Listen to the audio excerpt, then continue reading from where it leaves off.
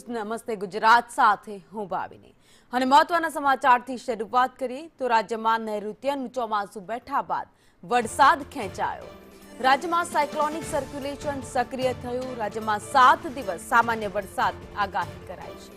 દક્ષિણ ગુજરાત, ઉત્તર ગુજરાત, સૌરાષ્ટ્રમાં આગાહી કરવામાં આવી। રાજ્યમાં પવન 15 થી 20 કિલોમીટર પ્રતિ કલાકનો રહેશે। તો બનાસકાંઠા, થરાદ, પાટણ, દાહોદ આગાહી કરવામાં આવી છે, જ્યારે મહેસાણા, સાબરકાંઠા, અરવલ્લી, મહીસાગરમાં પણ વરસાદની આગાહી કરાઈ। આ બાજુ જોવા જઈએ દક્ષિણ પટ્ટામાં છોટાઉદેપુર, નર્મદા, સુરત, ડાંગ, તાપીમાં વરસાદ પડી શકે, જ્યારે નવસારી, વલસાડ, દમણ, દાદરાનગર હવેલીમાં વરસાદની આગાહી કરાઈ છે।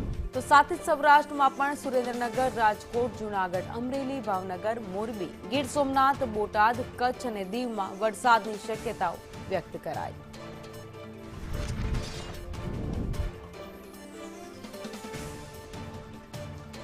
ન્યૂઝરૂમથી સંવાદદાતા દિવ્યા ચૌહાણ અમારી સાથે લાઈવ જોડાઈ ગયા છે। દિવ્યા, પ્રી મોન્સૂન એક્ટિવિટી શરૂ થઈ ગઈ હતી, ક્યાંક છૂટોછવાયો વરસાદ વરસી રહ્યો હતો, પરંતુ હજુ જે નૈઋત્યનું ચોમાસું બેસવું જોઈએ એ ચોમાસું હજુ સુધી બેઠું નહીં, જેના કારણે ખેડૂતો ચિંતામાં છે। પરંતુ બીજી બાજુ હવામાન વિભાગે આગાહી કરી છે કે કેટલાક વિસ્તારો છે દક્ષિણના અને સૌરાષ્ટ્રના જ્યાં વરસાદ પડી શકે।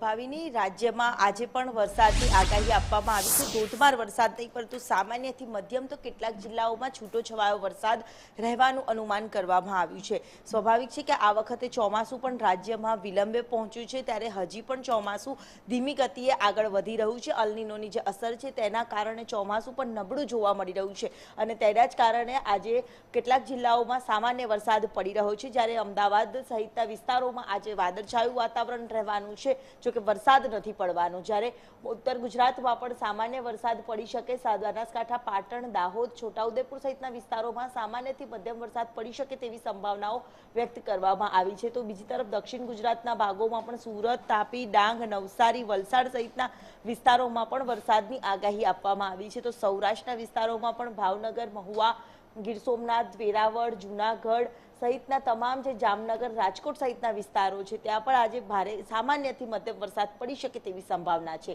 તો કચ્છના વિસ્તારોમાં પણ નલિયા, ભુજ સહિતના જે વિસ્તારો છે ત્યાં આજે સામાન્ય વરસાદ પડી શકે તેવી સંભાવનાઓ છે। તો પવનની ગતિ પણ 15 થી 20 પ્રતિ કલાકની ઝડપે પવન ફૂંકાઈ શકે તેવી શક્યતા છે, કારણ કે રાજ્યમાં એક સાયક્લોનિક સર્ક્યુલેશન સક્રિય થયું છે અને તેની જ અસર છે જે રાજ્યના વિવિધ જિલ્લાઓમાં જોવા મળી રહી છે। બીજી તરફ કેટલાક જિલ્લાઓ એવા છે કે જ્યાં વાદળછાયું વાતાવરણ તો રહી રહ્યું છે, પરંતુ ચોમાસું નૈઋત્યનું જે આગળ નથી વધ્યું, નબળું પડ્યું છે, તેના કારણે ખેડૂતોથી લઈને સૌ કોઈ તો પરેશાન છે, પાકને લઈને પણ પરેશાન છે ખેડૂતો। ત્યારે બીજી તરફ ગરમીનો અહેસાસ પણ અમદાવાદ, વડોદરા, સુરત સહિતના તમામ જે વિસ્તારો છે ત્યાં પણ કરવાનો વારો આવ્યો છે। એક તરફ ગરમી પણ એટલી જ પડી રહી છે, ઉકળાટનો સામનો પણ ગુજરાતવાસીઓ કરી રહ્યા છે। ચોમાસું નબળું હોવાના કારણે ખેડૂતોને પણ મુશ્કેલીનો સામનો કરવો પડી રહ્યો છે। જોકે આગામી દિવસમાં ચોમાસાનું સારું પ્રમાણ વધે તેવી સંભાવનાઓ છે તે પણ જોવા મળી રહી છે। જી, આભાર માહિતી માટે।